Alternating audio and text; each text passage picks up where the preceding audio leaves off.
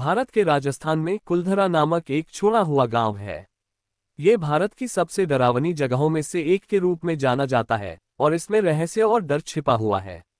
कहा जाता है कि गांव पर श्राप है और स्थानीय लोग मानते हैं कि जो लोग सूर्यास्त के बाद वहां ठहरते हैं वे कभी वापस नहीं आते। एक दिन एक साहसी दोस्तों का समूह इस मिथक को चुनौती देने का फैसला किया। वे 5 दोस्त थे, सभी थ्रिल सीकर्स जो भारत के विभिन्न हिस्सों से कुलधरा गांव के वास्तविक समय के भूत का अनुभव करने के लिए यात्रा कर चुके थे। जब वे गांव में प्रवेश किए तो उन्हें तपती रेगिस्तानी गर्मी के बावजूद हवा में ठंडक महसूस हुई।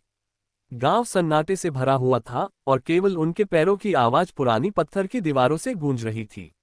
वे गांव का पता लगाते थे, हंसते और मजाक करते थे, अपने बढ़ते डर को दूर रखने की कोशिश करते थे। जब सूरज डूबने लगा तो उन्होंने गांव के एक पुराने घर में शिविर डाला। उन्होंने आग लगाई और उसके चारों ओर झुंड बना ली, भूत की कहानियां सुनाते हुए। अचानक उन्हें एक कोमल सुनाई दी।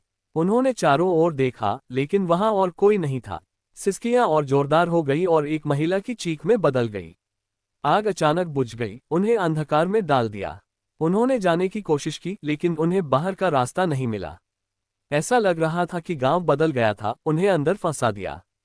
उन्हें पायल की आवाज सुनाई दे रही थी और एक महिला की आवाज एक डरावनी धुन गा रही थी। तापमान तेजी से गिर गया और वे हवा में अपनी सांस देख सकते थे। एक के बाद एक वे गायब होने लगे। पहले रजत था, फिर प्रिय, उसके बाद अमन और ऋतु। केवल आकाश बचा था, डर से कांप रहा।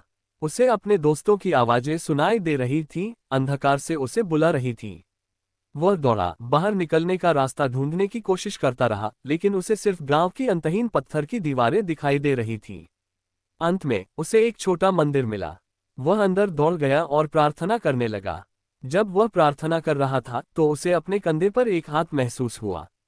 उसने पीछे मुड़कर देखा और वहां एक सुंदर महिला खड़ी थी जो राजसी पोशाक पहने हुए थी। उसके चेहरे पर एक दुखी मुस्कान थी। उसने कहा, अब तुम सुरक्षित हो, लेकिन दूसरों से कहो कि इस स्थान की शांति को न बाधित करें। इसके साथ आकाश को गांव के बाहर पाया गया। सुबह हो गई थी और गांव बस किसी और छोड़े हुए गांव की तरह दिख रहा था। लेकिन आकाश को बेहतर पता था, उसने कुलधरा गांव के वास्तविक समय के भूत का अनुभव किया था।